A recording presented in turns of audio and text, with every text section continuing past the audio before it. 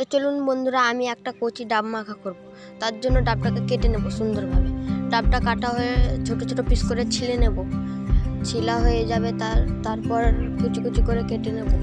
কুচি কুচি কাটা হয়ে যাওয়ার পর ডাবটাকে ধুয়ে নেব, সুন্দরভাবে ধুয়ে নেব। সুন্দরভাবে না ধুয়ে হলে আপনার খেতেও ভালো লাগবে না। তারপর জলটাকে ফেলে দেবো। জলটা কি নোংরা হয়েছে দেখুন। তারপরে মিক্সিতে কুটে নেব, আস্তে আস্তে বাড়ি দিয়ে কুটে নেব। তারপর খুব মিহি হলে হবে না, এমনি মিহি হলেই হবে। এমনি মিহি করে কুটে তারপরে একটা বাটিতে ঢেলে নেব। বাটিতে ঢালার পর